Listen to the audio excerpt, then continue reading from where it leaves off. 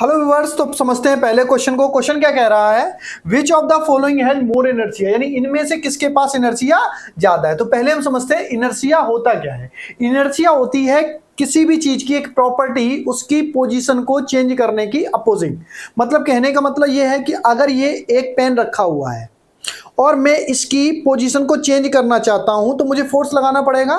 Force क्यों लगाना पड़ा, क्योंकि अगर ये छोटा सा पेन है तो थोड़ा सा फोर्स लगाएंगे तो ये मूव कर जाएगा।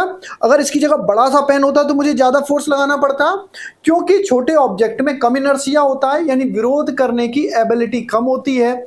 वहीं जब कोई भारी ऑब्जेक्ट होता है तो वो अपनी पोजीशन का जो चेंजिंग हो रही है उसके विरोध करने की एबिलिटी, अपोज करने की एबिलिटी ज़्यादा होती है। उसे हम कहते हैं इनर्शिया। इनर्शिया के कारण ही हर चीज अपनी जगह पर स्थित है। अगर इनर्शिया नहीं होगा तो कोई भी चीज अपनी जगह पर रुकेगी नहीं। पेन रखा है, गलती से फूंक लगाओ पेन चला जाएगा। इनर्शिया है इसलिए अपनी जगह पे रुका हुआ है। तो इनर्शिया का मतलब हो गया क्या कि उसकी जो पोजीशन है, उसके पोजीशन में जो अगर आप बदलाव करना चाह रहे हैं तो वो ऑब्जेक्ट, वो वस्तु अपने बदलाव का, अपनी चेंजिंग का विरोध करती है। इसको क्या बोलते हैं, इस नेचर को, इसकी जो प्रॉपर्टी है इसको हम इनर्शिया कहते हैं। तो समझिए सीधा सीधा, तो इनर्शिया किस पे डिपेंड करती है, मास पे डिपेंड करती है। हिंदी में कहेंगे द्रव्यमान पे डिपेंड करती है। अब द्रव्यमान को इजीली आप मेजर नहीं कर सकते हो, तो इसके लिए सीधा सा तरीका है कि आपको वेट किसी भी चीज का पता है।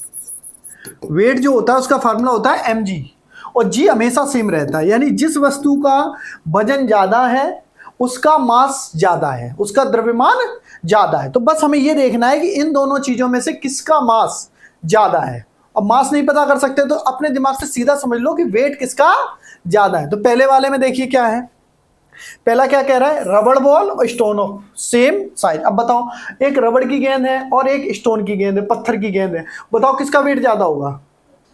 पत्थर की गेंद का ज्यादा होगा। तो लिख देंगे, क्या लिखेंगे, हम लिख देंगे mass of stone is more then mass of रबड़ बॉल। जो स्टोन का, पत्थर का मास है वो ज्यादा है किससे, रबड़ की बॉल से। हिंदी में भी लिख सकते हैं कि पत्थर का द्रव्यमान गेंद के द्रव्यमान से ज्यादा होता है, जिसके कारण उसका इनर्शिया ज्यादा होता है। तो पहले का पता चल गया इनर्शिया किसका ज्यादा है।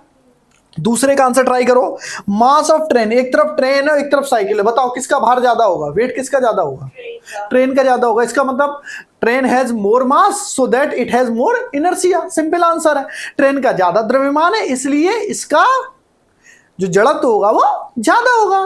तीसरा पार्ट आ जाइए, क्या है, मास ऑफ 5 रुपीज और 1 रुपीज कॉइन, बताओ किसका वजन ज्यादा होगा, 1 रुपीज का या 5 रुपीज का।